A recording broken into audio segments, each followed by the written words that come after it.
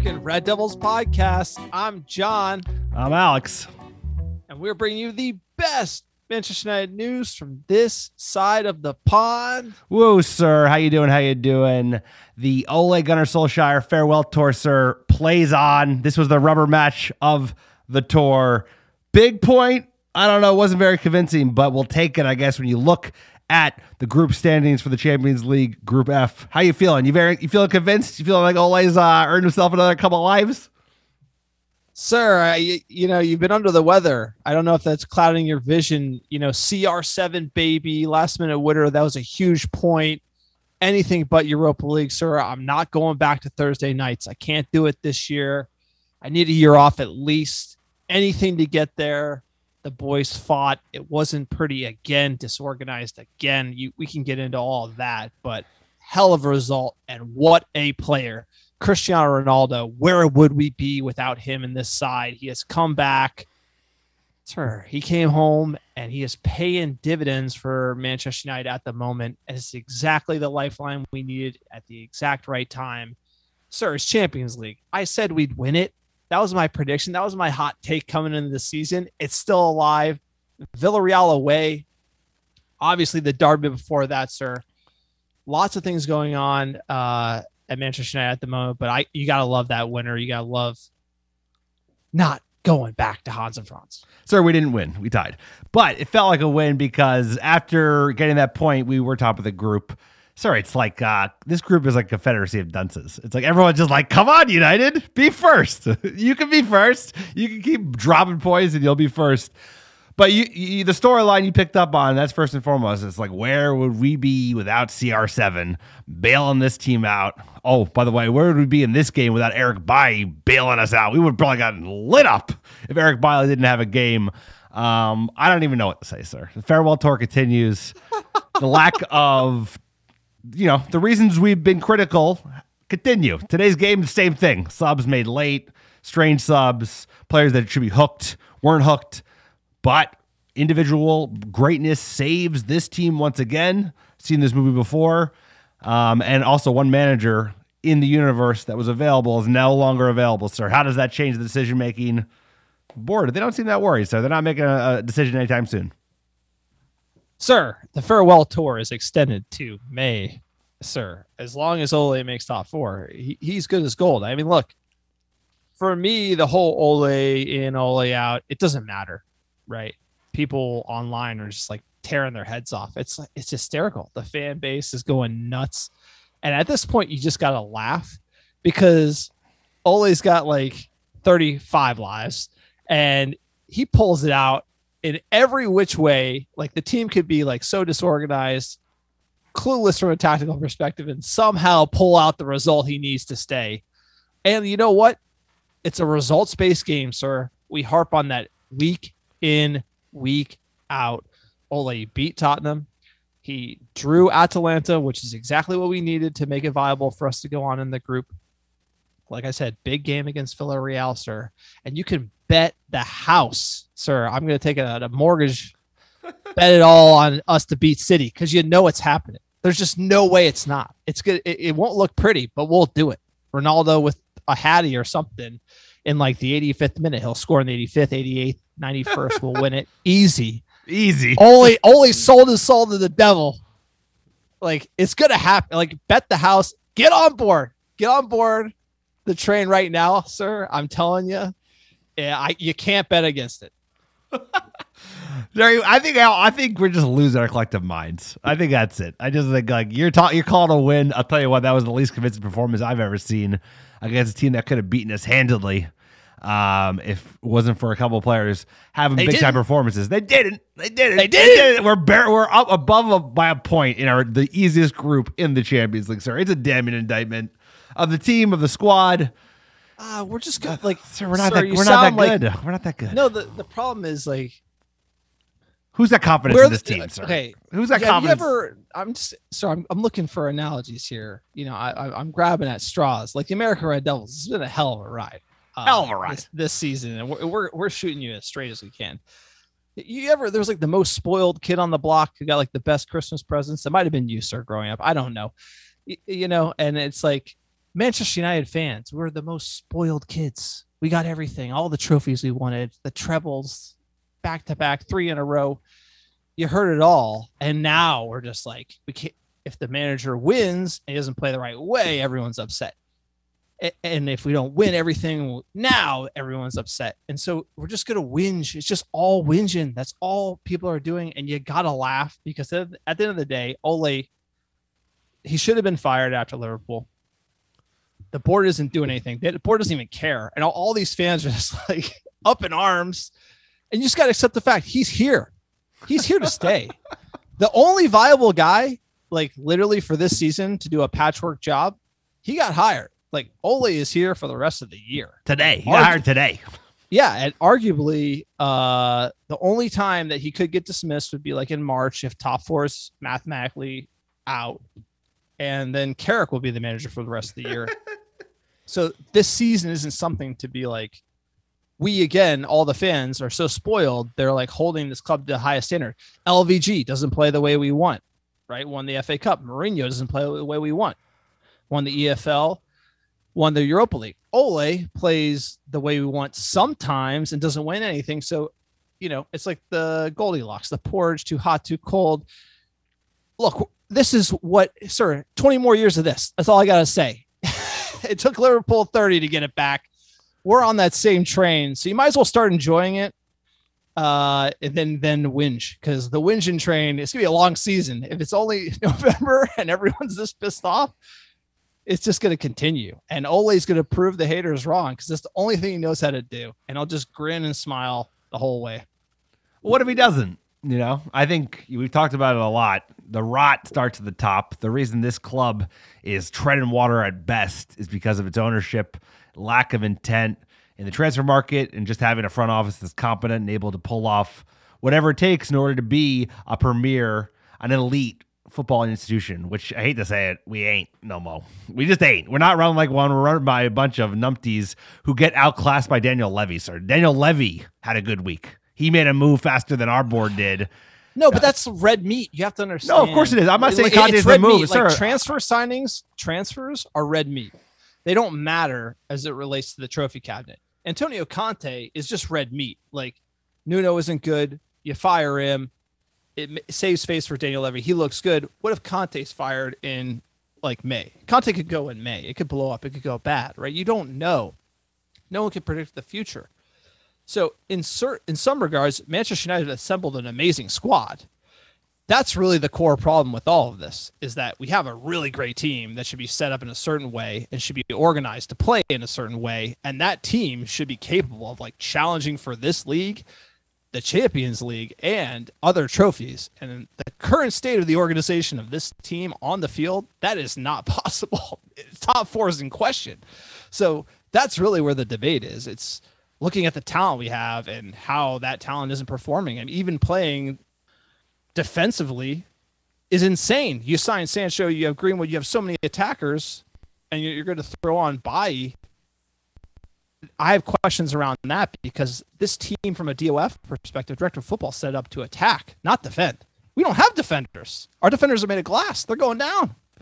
Sir, we had no plan. We had no idea what we're doing. Manager instills no confidence, right? I understand red meat, but like, okay, you have to have other options on the table. You have to be open-eyed about the fact that like this manager might not be the guy. I feel like we've talked about that enough. Today's result changes nothing. If anything, it cements the fact that like he ain't the guy. But are the board going to move unless it becomes abundantly clear we're not going to finish in the top four, or we're going to lose out on the next round of Champions League? I don't know what it takes for them to move, sir. You think we're going to pull out a result this weekend? I am not confident. Today was more of the same. Like we pulled out a back three against a Atalanta side that's probably not as good as Spurs, given the squad. Obviously, you're playing away. That's one thing. We did play in London. What fans have they got? Not many. But it's a results-based game. Yeah, the results. That's what it's all about. And here's the thing. They said he's got 3 games. He beat Tottenham convincingly away, 3-0. You can't pull punches from that, right? So, like, for some reason, the board decided, hey, your job's on the line. Tottenham, Atalanta away, and the derby. Beat Tottenham, got a big point away, maybe at the death. Maybe we played like terrible, sir. I'll give that to you.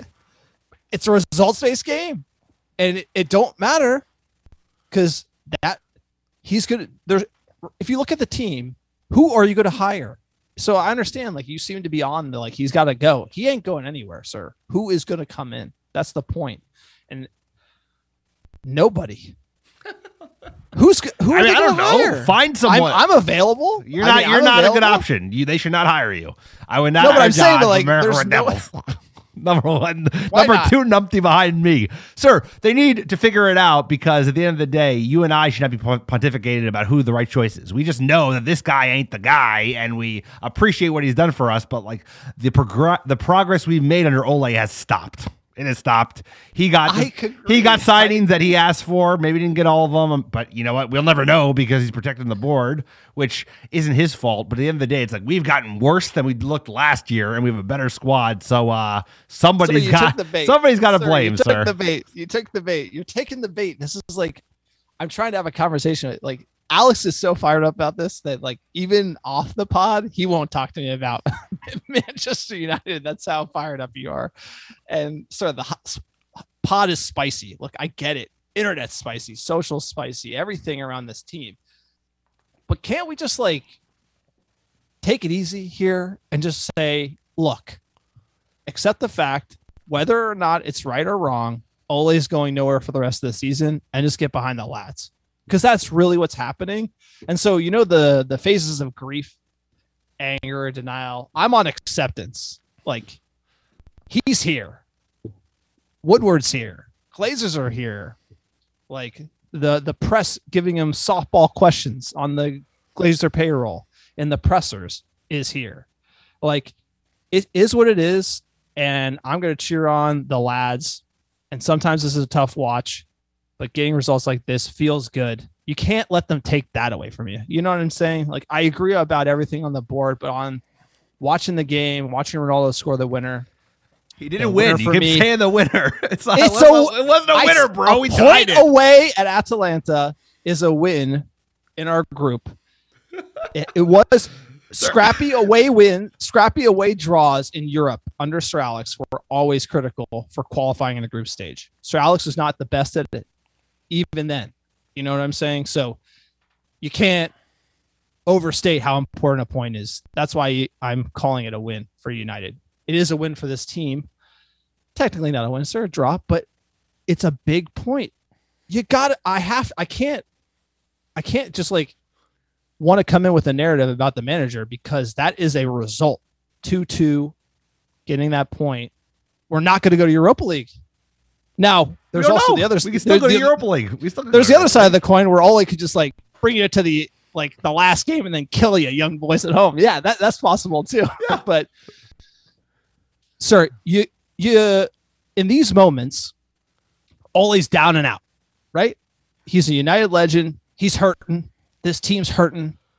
Something's wrong. They're fine. They're at sea in a storm, and you hope that storm clears.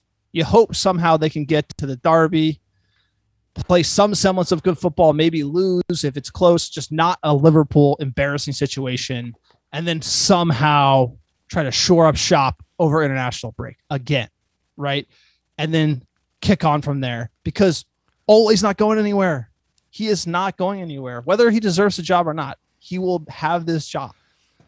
And that's what I'm trying to say is I'm hoping that this ship, which is kind of rickety, I agree, like Atalanta, we look sloppy and disorganized. I hope they can eventually figure out how to play organized football together under this manager. Now, if that never happens, then you know, FML, right? That's just who's the denial, bro? Me or you? I think you might be the denial. You're still hoping on this team to figure it out. I hope I am. I'm rooting for this team just like you are. I just don't see it. I see us getting worse. I see us getting more desperate. Like decisions made today, we're like, what? You know, some of them made sense, but like 86 minutes, you're making double subs with attacking players when you've been down. You've been down for 30 minutes. So we should get into this game. But I'm with you. I'm just like I think I'm like post acceptance. I'm just in depression. So there's like depression mode. Whereas like this team, dude, we're gonna suck. You're still like we're gonna keep it. Dude, the board should The board should bring in a manager, man. And it's like, there is no manager, and the board ain't bringing one in. There is a manager, but it's like this board ain't finding that manager. Who? Or it doesn't. I don't know the manager. Anyone. It could be anyone. It could be anyone. It could be a theoretical Joe Schmo. And whoever that person is won't be brought in, is what you're trying to say. They're not making a move on Ole anytime soon. His 3-game tenure, the farewell tour isn't even, the original tour dates are not even completed. So, like, I think you're assuming we're going to get a result against City. We could get smoked against City. We could lose 3-0. What happens then? Yeah, but the board have no backbone and they don't care. I think this is the whole point. Is it's always should turn to Glazers out. Hashtag Glazers out, sir. That's what it's all about here. Because the board they're trying to make top 4. And as long as Ole makes them top 4, like right now, you have to get your head around the fact that we are in a race for top 4. And I've accepted it. I'm like, looking at that 4th spot, we got to get it. That is a win for us. You want to talk about wins? 4th spot is a win for Manchester United this season. And that's how I'm thinking. And Ole's at the wheel. 4th spot, baby. Let's go. And that's how you have to be thinking right now. You got to get over the title, sir. You didn't get exactly what you wanted for Christmas. I'm sorry Santa didn't hook you up, but that's just the way it is. We're going for 4th. Let's go. So that's not why I'm depressed. I'm depressed because I don't even think we can make it 4th. You know, I don't care about, dude, not winning this year, whatever, dude. I want to just be in a race, and we're not even going to be in the race. That's fine. Okay. We still got Champions League to play for. We still have FA Cup to play for. But right now, like, I don't think we're playing better than West Ham or like Arsenal on the up. You know, Tottenham just got a new manager. Yeah, but you don't have to play good with Ole to win. That's the key. Okay, that's what you're not realizing. Right. It's like, do you get that? We played horrible today. We got we got a point. We played horrible against Villarreal. We won. Like, you don't have to play well with Ole ball to win, and that's part of the game, which is it's about winning at the end of the day, sir. We're losing our minds here at the American Red Devils. I hope you guys can relate. Quick BSA for the podcast. You like this pod and you like to hear the biased fan take from the couch, you can check out our Patreon page, www.patreon.com/American Red Devils. We'll give away pins, stickers, scarves, shirts, you name it. It's the best way you can support the podcast directly because we do not have any ads on our podcast. Also, check out our website, www.americanreddevils.com. Great fan-generated blog content there, as well as some merchandise. If you click on store, our new American Red Devils badge logo t-shirts are up. We got beanies, hoodies on the way, and obviously our scarves that we make every single season. Sir, tell about iTunes reviews. iTunes reviews are a great way to support the pod, and they don't cost any money at all, and they help us, the American Red Devils, get found organically by other fans like you. This is what you got to do. Write a 5-star review on iTunes. If it has cheeky banner, even better. We love it. Makes our day when we see that. And send a screenshot to AmericanRedDevils@gmail.com with your mailing address, and I will personally pick, pack, and ship some swag, some American Red Devils swag straight to your door. Great way to support the pod, and it goes a long way. It's absolutely free, sir. Get into this match denial FC, sir. That's our new nickname. 9 lives. I don't even know where we are. I don't even know the cycle of doubt, but anyway, tell me about this game. We played great. Sir, I need the music. I'm coming. Here we go.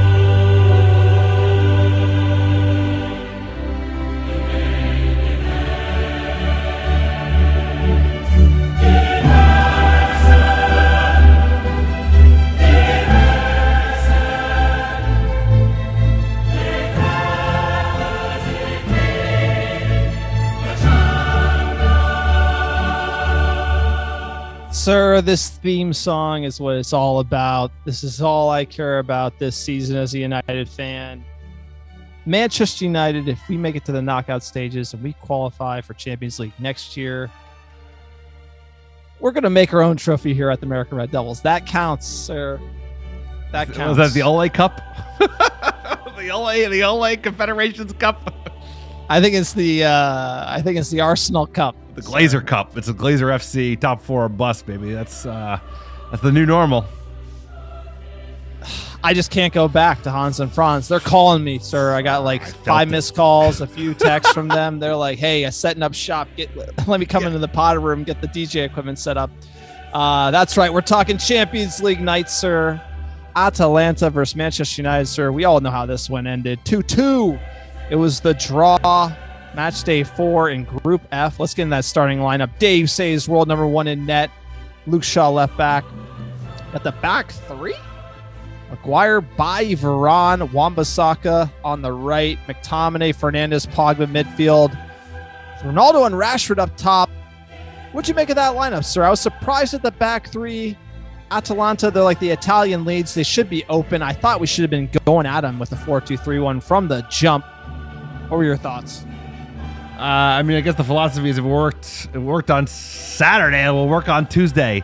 I had some questions, back 3. I thought he'd go for that, but I figured he'd play a little bit more adventurous midfield scene. Pogba was good. I like the front 2 of Ronaldo and Rashford, but I was hoping hey, maybe a Telles, hey, maybe a Matic and Pogba, maybe a Donny and Pogba. Yeah, right.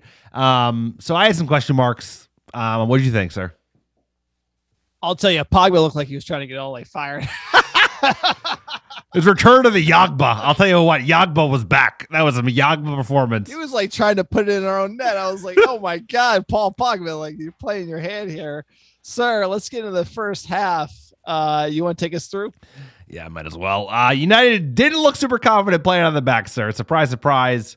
Actually, somehow, 5th minute, was an early chance for United. McTominay's effort was deflected and actually hit the post after United broke. But that was a false start, sir. It wouldn't take long. 12th minute, the Italian side had their say early.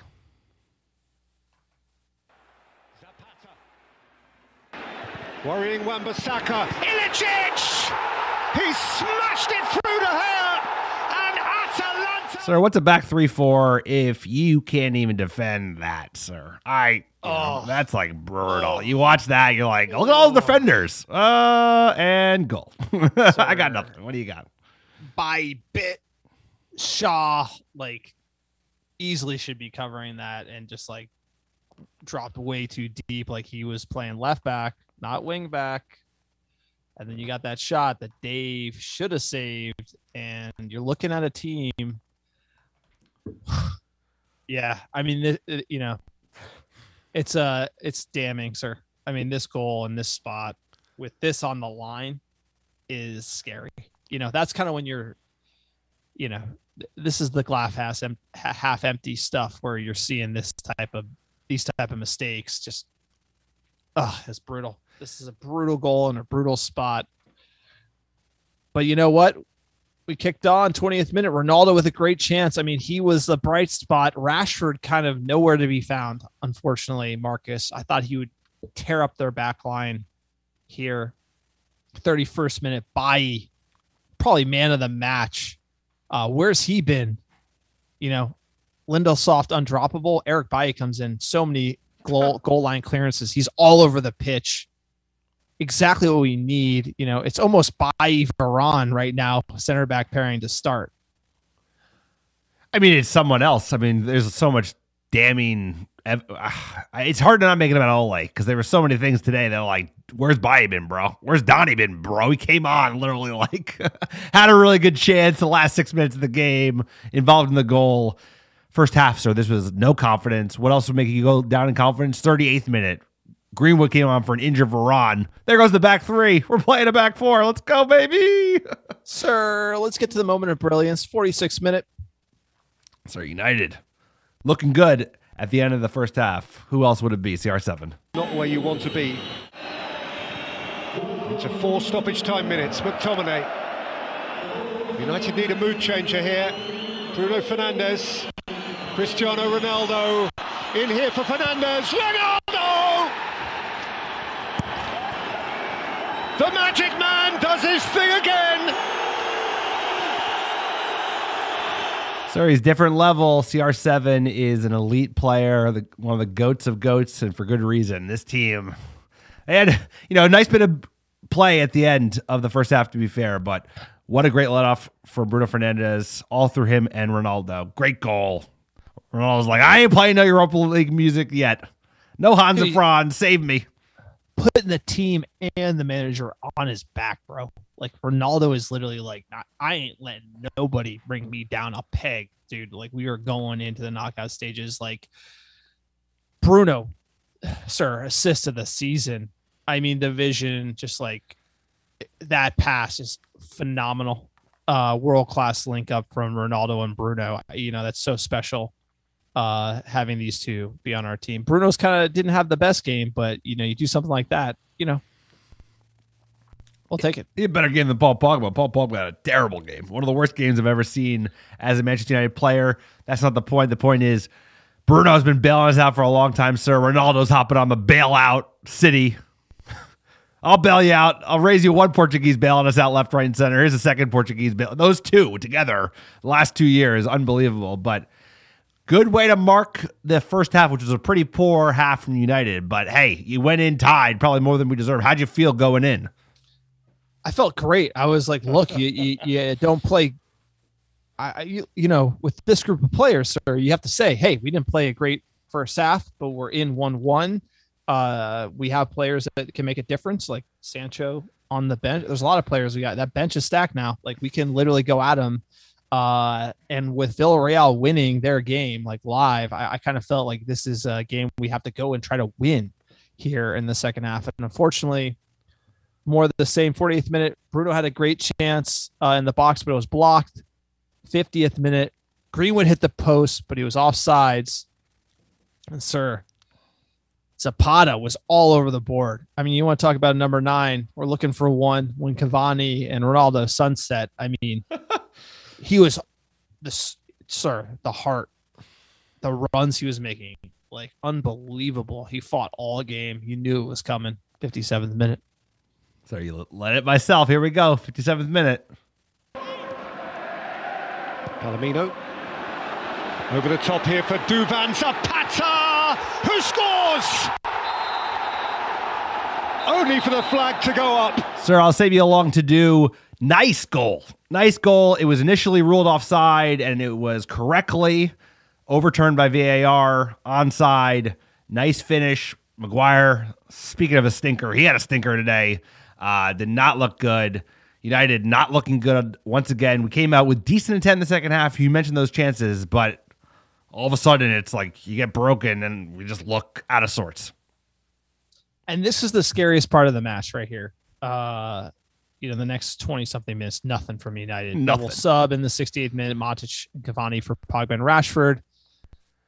Atalanta miss a free header. We're down 2-1, and this is kind of where, if you want to look at the psychology of it, it's like huge spot. You look at, if we lose this game and Villarreal win, then it's a must win in Villarreal almost as far as the outcomes. I was literally calculating them at halftime.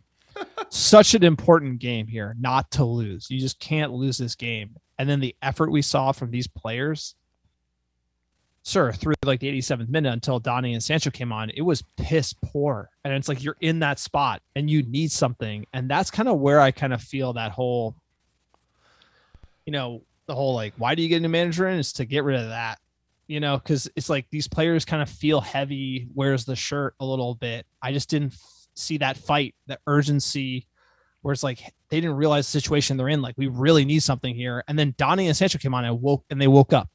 And then I literally was about to tweet out, CR7, can you do it again, sir? Just play the goal. Here we go, baby. 90 minutes plus 1. Who else? Run. Ronaldo. Van de Beek. Poked out to Ronaldo. Greenwood juggling. Ronaldo! Oh, he wouldn't do it again! He surely hasn't done it again! He has just gone and done it again! Sir, what a goal from CR7. Never say never again. The goal line shifted, sir. We didn't grab the ball and run for the winner. We're celebrating the draw. How you feeling? You're salty. Salty, bro. Salty Alex, FC. I have honestly, Alex has been sick, like really sick. So again, I appreciate you doing the pod. Like I know you're under the weather, but I've got to say, I haven't heard you. You're salty, and it's coming. Salty.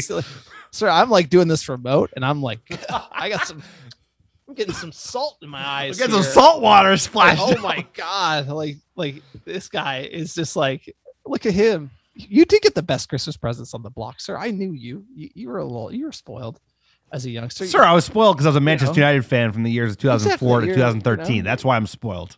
Because, dude, we experienced the best. Hey, could be. There's a lot of teams you could be, and could be Sunderland. Manchester United is a pretty good one. It's a great one. I love this club. Love this team.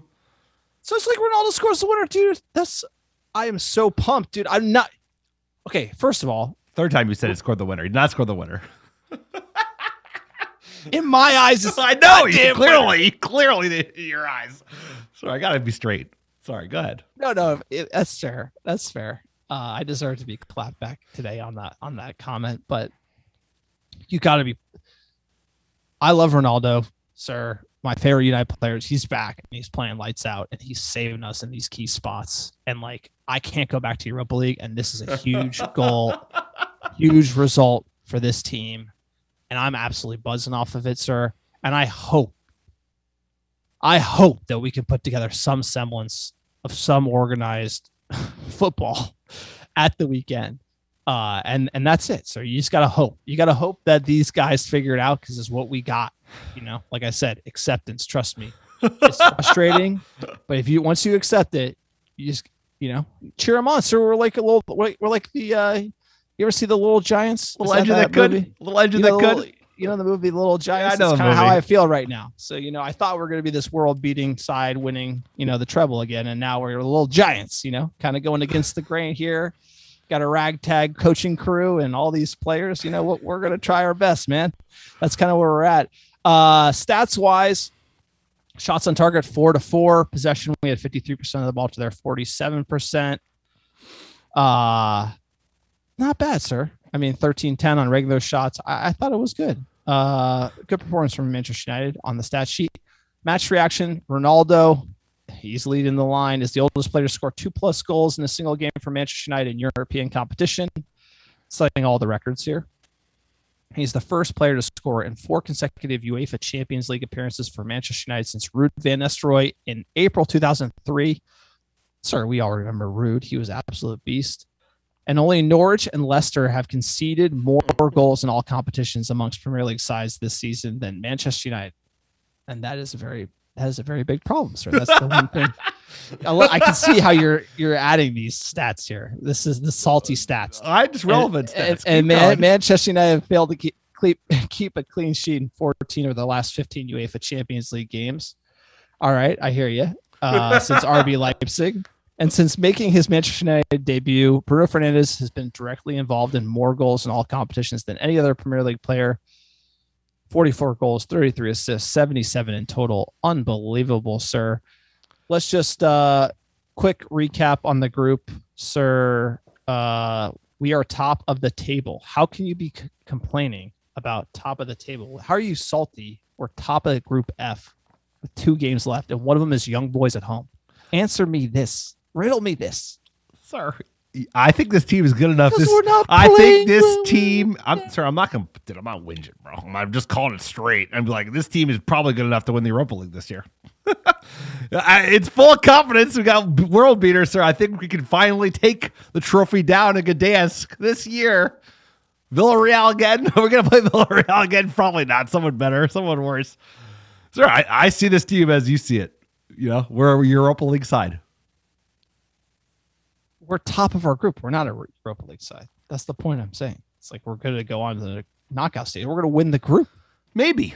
Sir, we got 2 big games left. We'll see. Villarreal, Atalanta next.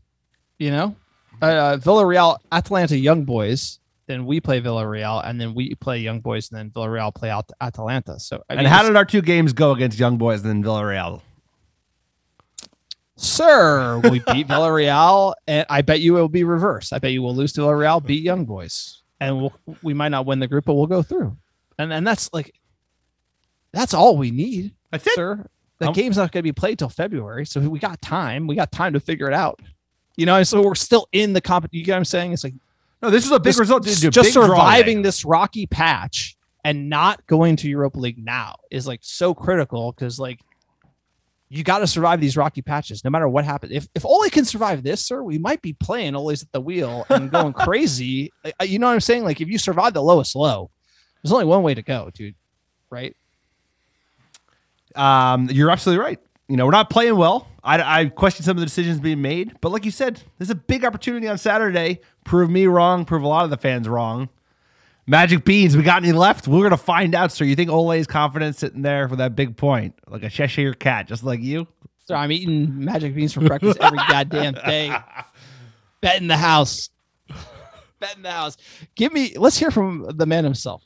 Here we go, buddy. You ready? Let's go. Take your questions on the game. We'll start with Simon Peach.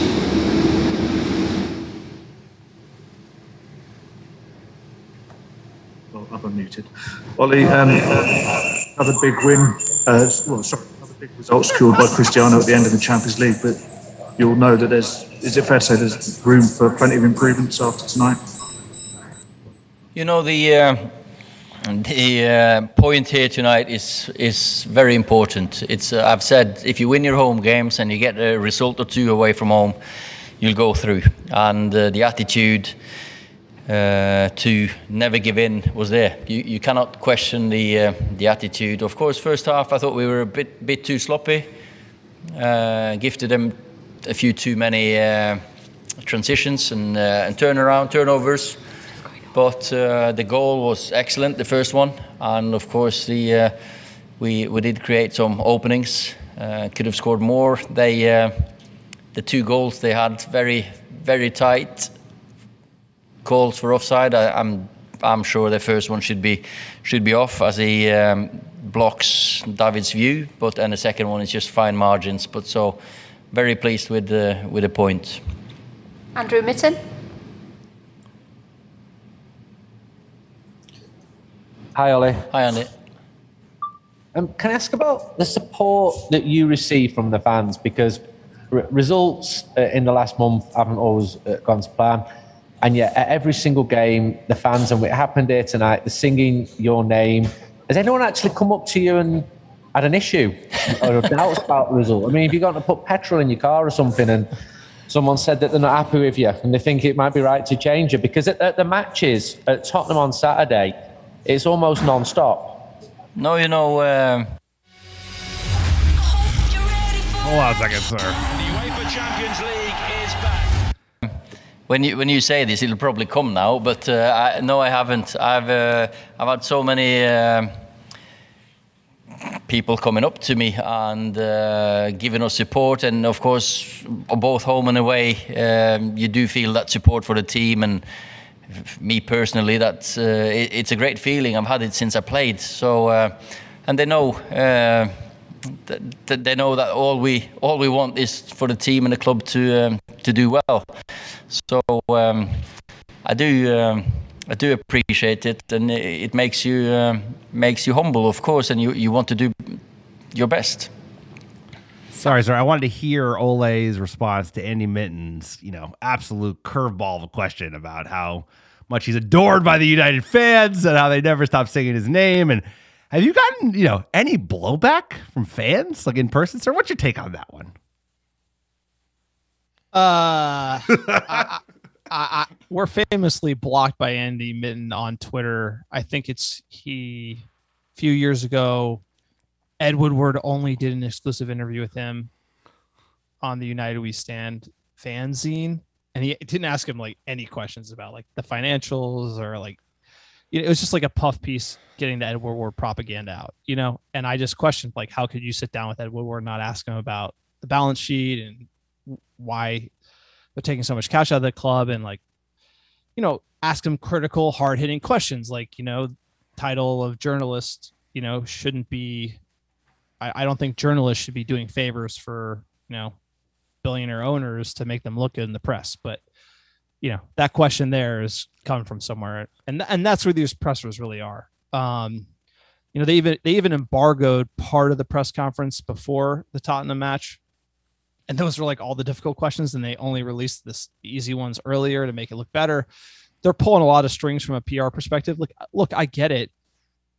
I just would think that Ole kind of deserves some tough questions right now about why he's playing the way he is. It's like, it looks desperate. You're abandoning, like, you have a director of football, you sign all these attacking players. Now you're just like throwing everything at this other very defensive style. Like, it doesn't make sense. Like, why can't you get them to play with a back four? Like, why can't you do that? I think there should be some tougher questions Ole should have to answer for, but sir, it doesn't matter. I mean, they're not going to get him. He's not going to get him. Yeah. Oh, it's a good microcosm for probably how the board likes to do business, sir. They don't want questions. Exactly. They don't want their CEO to be like, "Hey, man, you should probably like not do this." Like, this would put the club in like a precarious position around dividends, etc., decision making.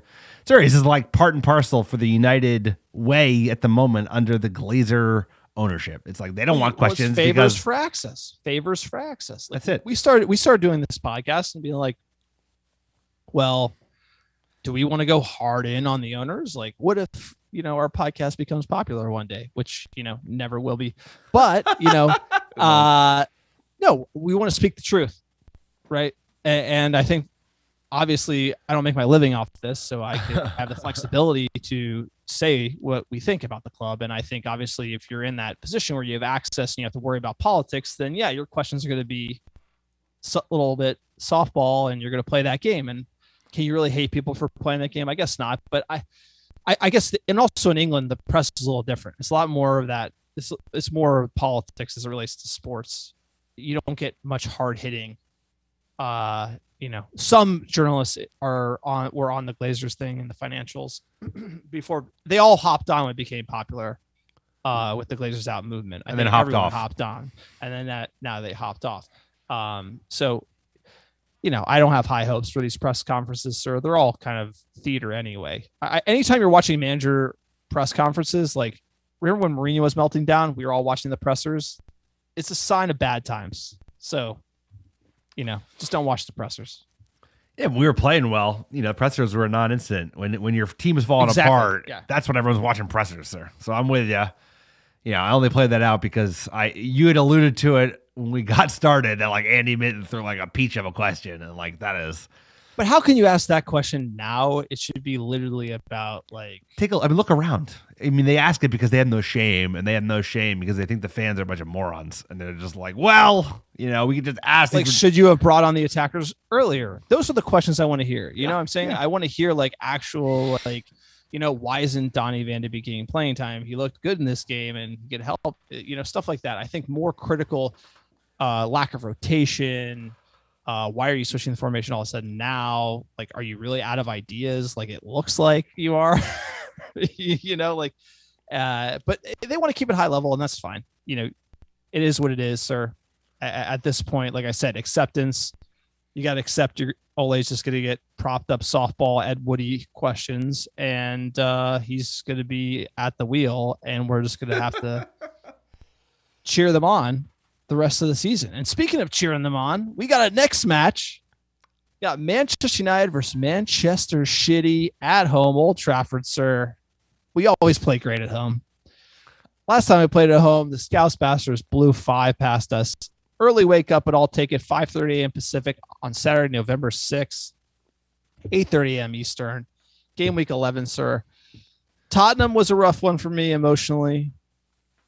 Felt good about Atalanta. I'm feeling pumped about Man City. I'm back, baby. I'm back. This whole like, why won't they sack him thing? I'm over it. I'm fully behind the lads. I think you can't get up for a derby at home, then I don't know what is wrong with this team, because this is going to be a big match. Pep coming for it. Nole has 99 lives. 99 problems, but the sack ain't one. Exactly. That's a good one. Got 99 problems of getting fired. 99 one of them. lives. He's got a shit ton of lives, more than 9.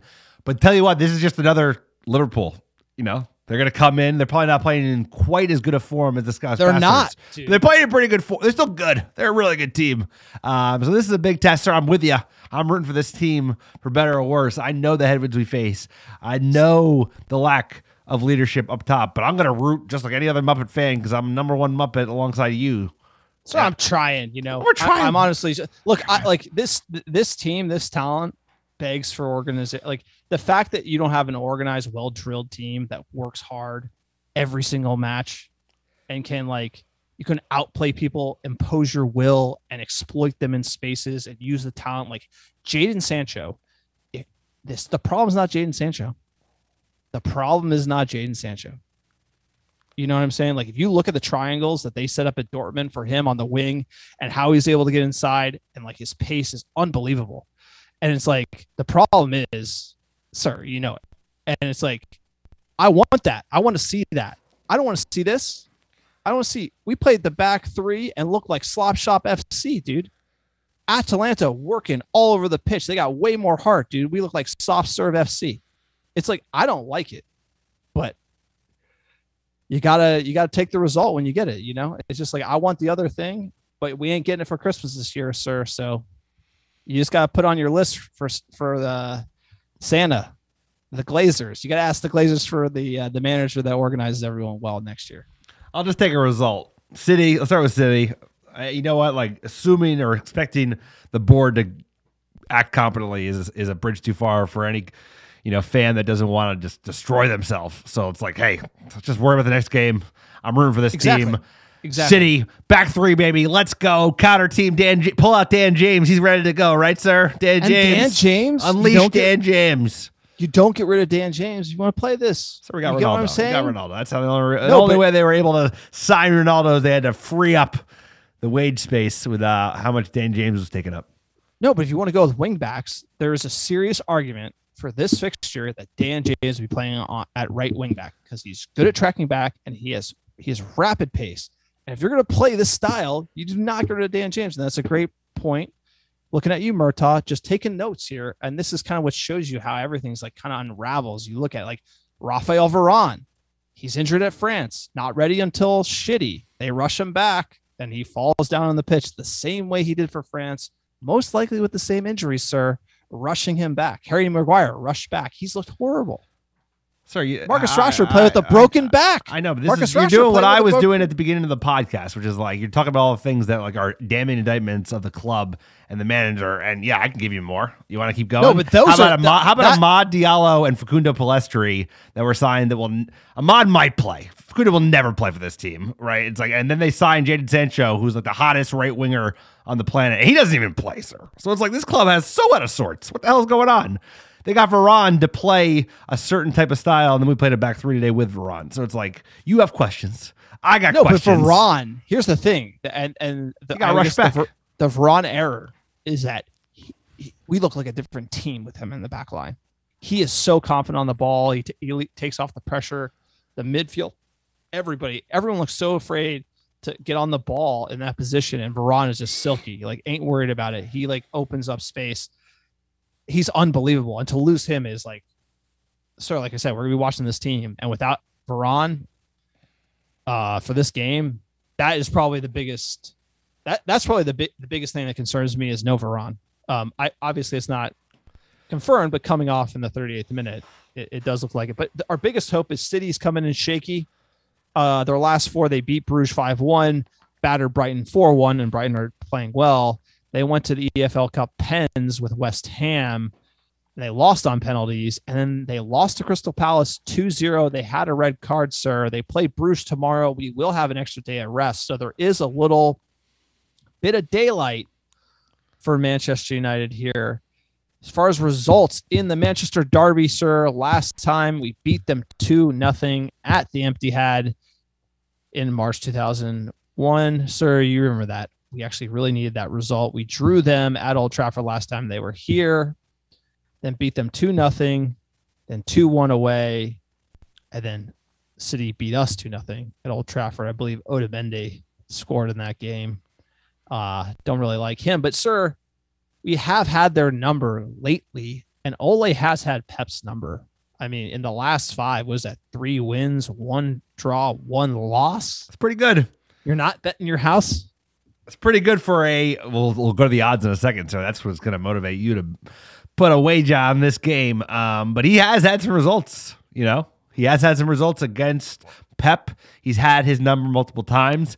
He needs to have his number on Saturday because he needs a result. We need a result. This is a big game because if you look at the race for top 4, sir, the race for number 4, this is a big one. You know, we're on 17 points. They're on 20. I know they have their goal differential is like plus 14. I think we're like -1, but big game at home. I think we need to like have a little bit of revenge for just the Liverpool result at home a week earlier. That was only a week. Holy crap. And changes. That's what I'm saying. Like unbelievable, sir. Unbelievable. Sir, I was there. That was brutal. I'll tell you what, that was. It can't be worse. That's why you're salty. That's why you're salty because you went to the Liverpool match. That's you don't know how bad it was, sir. You weren't there. No, I know. In person, it was like you flew 11 hours. I've seen. Got on a train, went to Manchester, stayed at the Lowry. Like I know. That's why you're extra salty. Now I know. I figured it out, sir. Sherlock Holmes over here. History on shitty. They were Ardwick Association Football Club, and then after we changed our name to Manchester United, they changed it to Manchester City to copy us. Match fixing scandal all the way back in the day. If you listen to our history podcast, we do talk about that. And then the Abu Dhabi royal family decided to buy them. Again, nation states coming to football. Who would have thought? And, they've won a few things, not the Champions League, sir. They really arguably have only stolen one title from us. That it was a rough one. That makes me sad thinking about. But this season, they have no number 9. They're kind of up and down all around, sir. They play the 4-3-3. Ederson and net, Kyle Walker, Ruben Diaz, Laporte, Cancelo, backline, De Bruyne, Rodri, Bernardo Silva, midfield 3, and Jesus, Foden, and Grealish up top. They signed the Cavs that you so adore, sir. Jack Grealish, man, shitty in the shitty blue. You hate to see it. Physioroom.com. Paul Pogba suspended. He's got 2 more games. Lindelof has a knock. He's the Iceman, but he's made of glass, sir. What is your lineup given those injuries? Sir, I'm hopeful that Varane makes it back. Could be completely wrong, but we'll see. This is what I'm going for. Went down in the I don't look so good. I don't look so good. De Gea, AWB. I'm doing a back 3. Varane, Bailly, Maguire. Guess it could be Lindelof instead of Varane. Guess it could be Phil Jones instead of Varane. We'll find out. And then Shaw on the left back. It's gonna have to be McFred. Who else? You kidding me? There's no way there'll be any other midfield duo than McFred for City at home. I'll bet that. Bruno, Greenwood, Rashford. Ronaldo comes off the bench. What do you got, sir? All right, I'm going to say Dave saves role number 1 in net. You got to play the back 4 here. I think based on, center backs being injured, you could play the back 3 with Shaw and then Telles. But I think you just got to go toe to toe, just like we did against the Scouse Bastards, sir. Dave saves in net, Wan-Bissaka, Bailly, Maguire, Shaw. We're going McFred with Cheese, Bruno, Cavani, Greenwood, and Rashford, sir. Got to be competitive. You got to be competent. That's what I'm looking for. I'm looking for a competent level of organization. I'm looking for effort and heart that meets the level of and deserves and is what a Manchester derby deserves, sir. That's what I need. Booking the bookies. You bet your house on Manchester United to win this game. You get 3.6 houses back, plus 360. The draw plus 290, and City shitty are heavy favorites, minus 135, sir. Given those are the odds, what is your score prediction here? You got to call it against Ole Gunnar Solskjaer and his Magic Beans. I'm not. Magic Beans, they're like shrimp bucks. They just keep growing. So I think he pulls out 9 lives plus 10. We win 1-0. Ronaldo penalty. There you go. Clean sheet. Back 3. Phil Jones bails us out. What do you got, sir? You know what? You are very clairvoyant. The penalty has not been involved in many other matches. Although the Bridge Trolls in Italy were trying to conjure one today. You saw that. They were really going at the ref. They were handball. I'll say 2-1 United. Ronaldo's brace. I mean, I'm just riding Ronaldo until the wheels fall off. Can't bench him, unbenchable. Sir, we need this game. Ole, like I said, 99 problems, but the sack ain't one, and I think he pulls us out.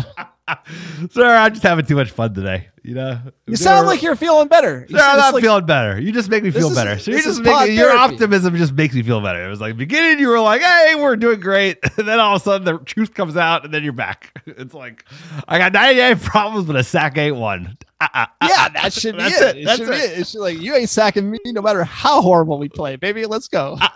You want to get some news? United in the news. Let's go. United in the news. Sir, Spurs. Why are Spurs in our news? This is Manchester United in the news. You put Spurs news in here? Tell.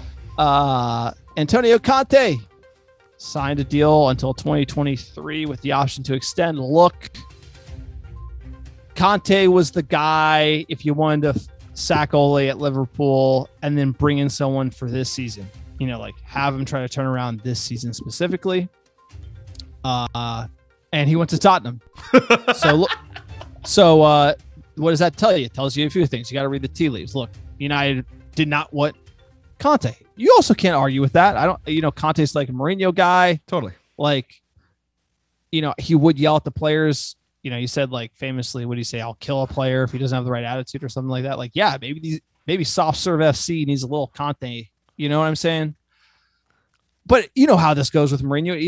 Either Spurs is gonna like go great or it's gonna melt down like hard. And so from the board's perspective, Zidane doesn't want the job. Poch is locked in at PSG. Ten Hag ain't going anywhere. You can't get Brendan Rodgers till the end of the year. So any viable replacement other than like this loose cannon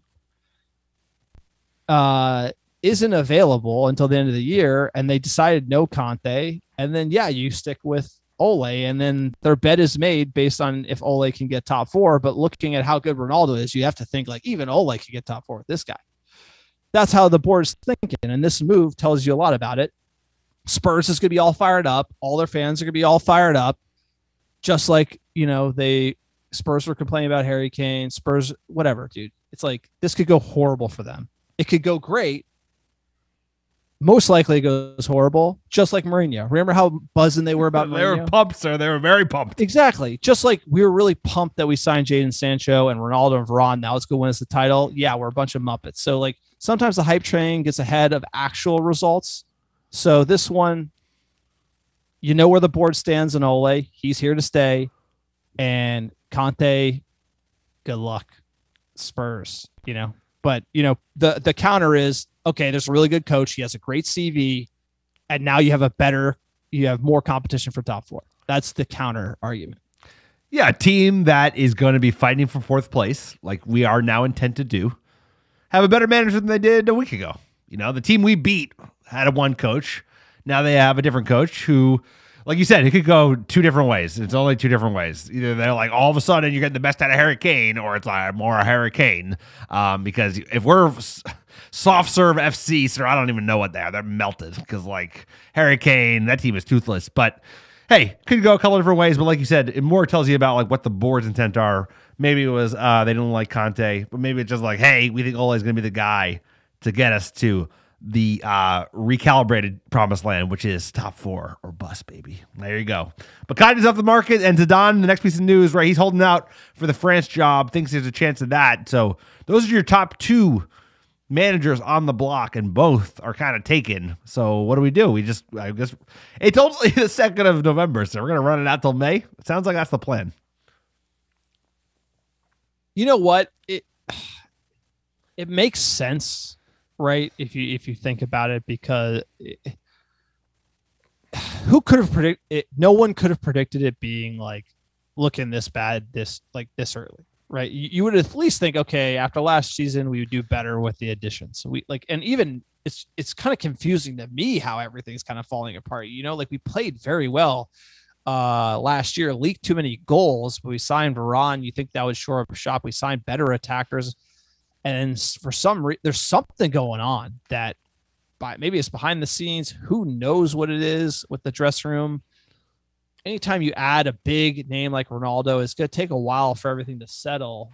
But, it's like Ole has a better bench and he's not using it. Something's off. Something's off with this team. And there's probably a good reason. And we aren't privy to that information. I'm privy to that. I'm privy what to you that. read on the line about, oh, it's so horrible or it's so bad. It's probably none of that. And there's probably a good reason for this. But,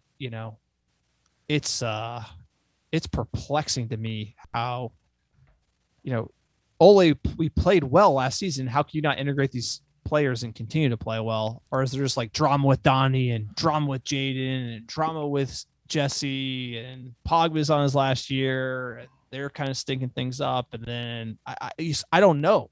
I'm speculating like what could cause this kerfuffle. The Europa League final in Gdansk. Like that was the point. moment where it's like, is this team going to win silverware? Is this manager going to win silverware? He bottled that game. The team bottled it. I'm blaming the manager first, but the team also is to blame. We looked toothless. And that was it. It was like we strengthened, but like, I don't know. The old manager didn't learn nothing. He didn't learn nothing. He's more the same mistakes. He's repeating those. And that was, sir, you said it best. You often do. You said the time to fire Ole was after that final. That's when it's like, Jesus, you couldn't win against that team with the team you already had even before the 3 additions you talked about. And now it's just more of the same, sir. It's like more bad decisions. And I'm not upset about Ole Gunnar Solskjaer because you make a lot of good points. And you did at the beginning of this pod, which is like, it's not his fault he's left in this position to like hang out in a lurch. But here we are. And I think that is the defining moment. It's like the team lost confidence probably in their manager after that result. They saw some bad decisions, right? Fred coming on first sub 94th minute. That's one of them. So I think like that was the defining moment in the last 6 months that kind of predestined Ole's the end of it, which is like this is the beginning of the end, whether it ends on Saturday or it ends 6 months from now in May. I think that was the defining moment. Was like that you had to win it. We didn't win it, and ever since then, it's like I think he's lost confidence in himself, and I think the players have lost confidence in him. Yeah, that was probably the start of something. That's a great point. And you know what? It's just going to be the things with the 99 problems with the sack game one. Who knows how it's going to go? Because they might. I think they should just keep leaking. They're going to sack him in the press because they'll just get these results every time.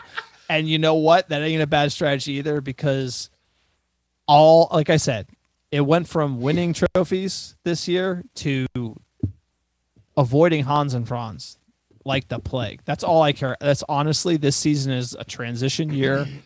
It's just about like, let's hope we can organize, survive this rough patch, back the lads.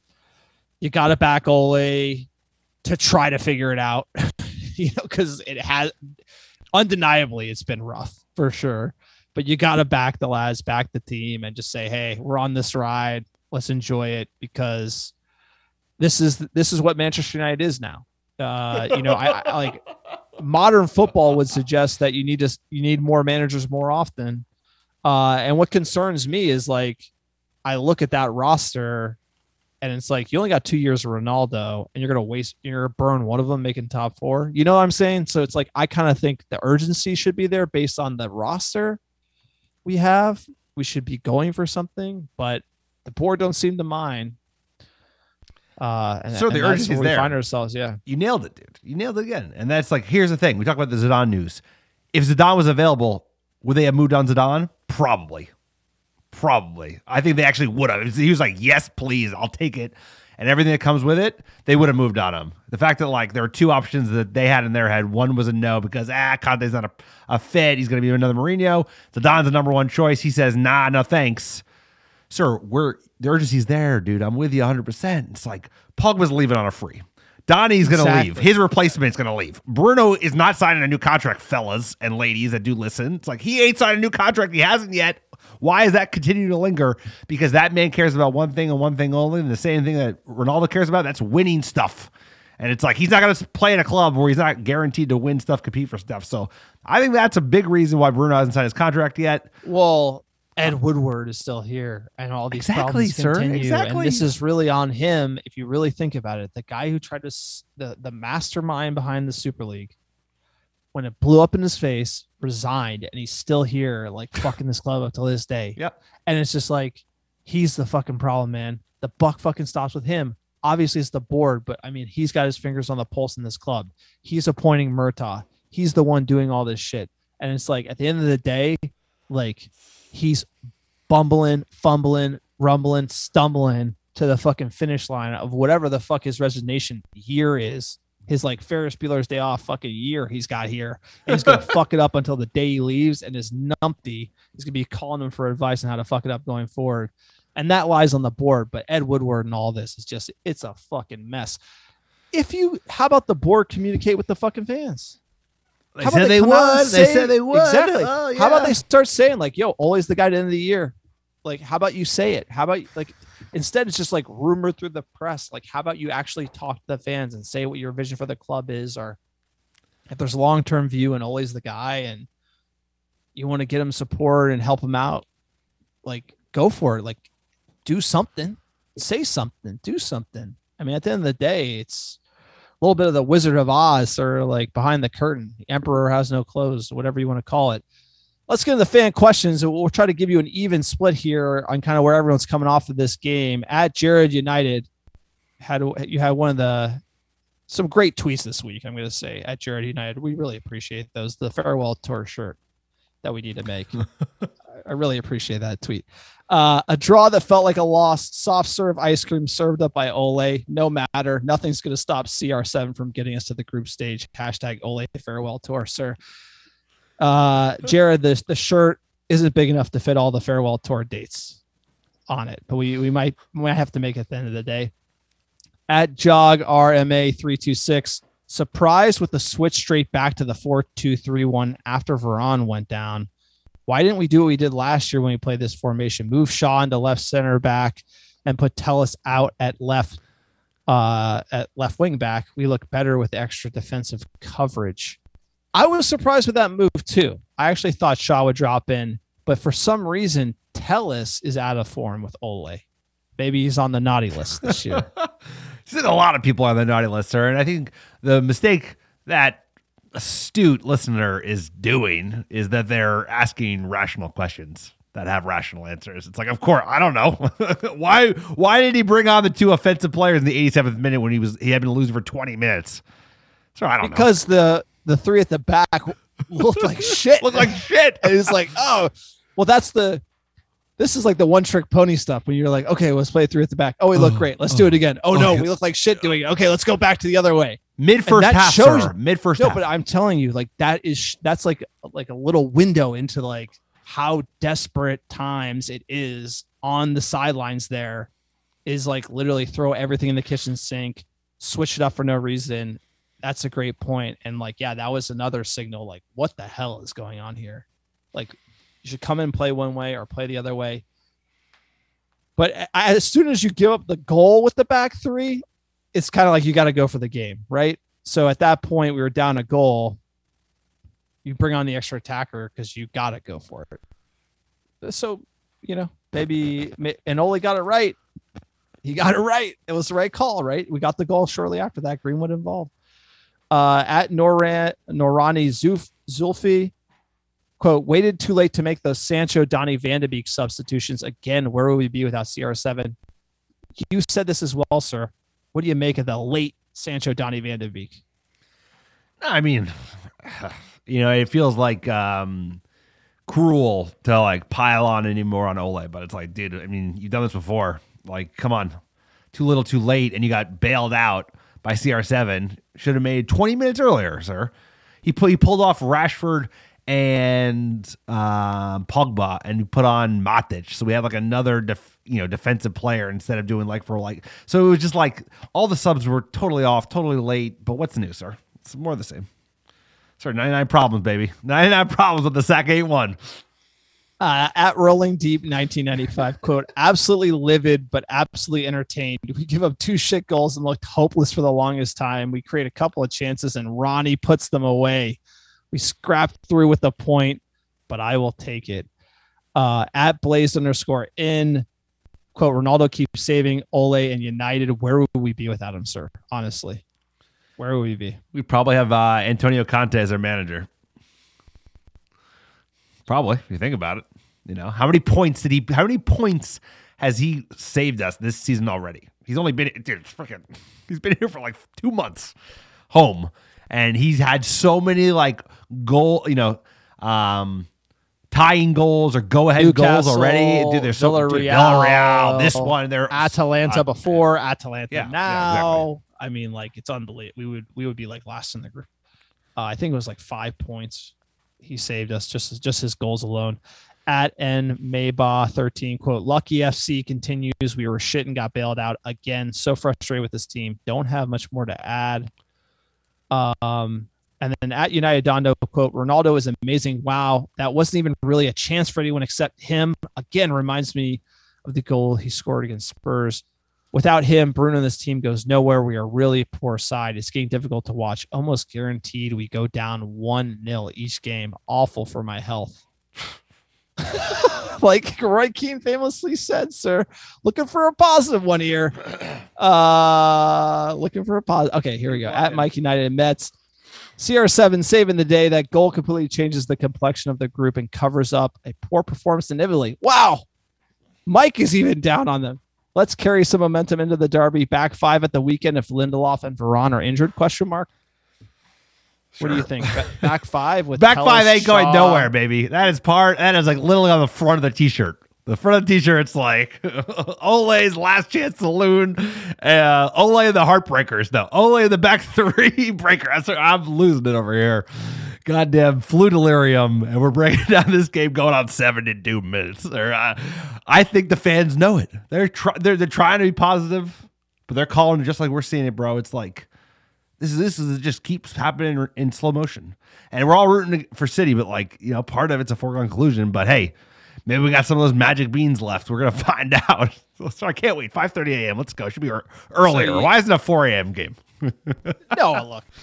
Thank you for everyone for the fan questions, and thanks for everything and listening. I mean, this is a tough time. Like, me and Alex are pulling no punches. Like, we don't talk about this.